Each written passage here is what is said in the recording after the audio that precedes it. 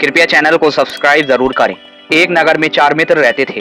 उनमें से 3 बड़े शास्त्र की ज्ञानी थे, किंतु बुद्धि रहित थे।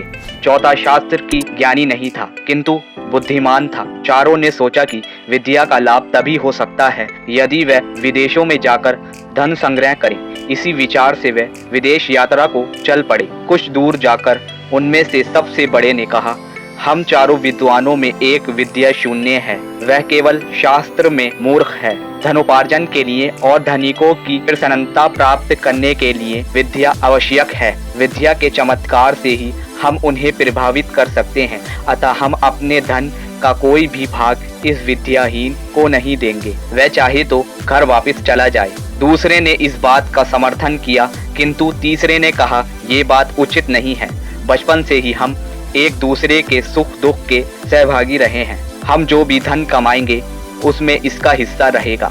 अपने पराये की गणना छोटे दिल वालों का काम है। उदार चरित्र व्यक्तियों के लिए सारा संसार ही अपना कुटुंब होता है। हमें उदारता दिखलानी चाहिए। उसकी बात मानकर चारों आगे चल पड़े। थोड़ी दूर जाकर उन्हें जंगल में एक शेर का मृत शरीर मिला। उसके अंग प्रत्यंग बिखरे हुए थे। तीनों विद्याभिमानी युवकों ने कहा, आओ हम अपनी की शिक्षा की परीक्षा करें। शास्त्र की ज्ञान के प्रभाव से हम इस मृत शरीर में नया जीवन डाल सकते हैं। ये कहकर तीनों उसकी हड्डियां बचोड़ने और बिखरे हुए अंगों को मिलाने में लग गए। एक ने अस्थि संचय किया, दूसरे ने चर्म मांस रुधिर संयुक्त किया, तीसरे ने प्राणों के संचार की प्रक्रिया शुरू की।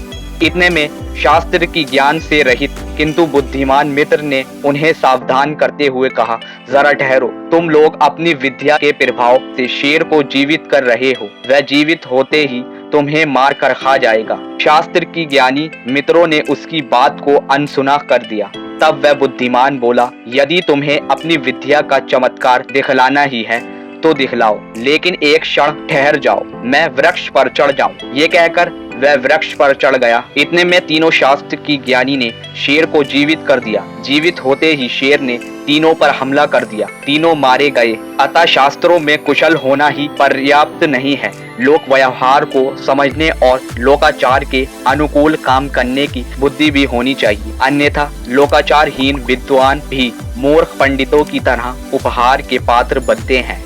अगर आपको हमारी कहानी अच्छी लगी तो चैनल को सब्सक्राइब जरूर करें। धन्यवाद।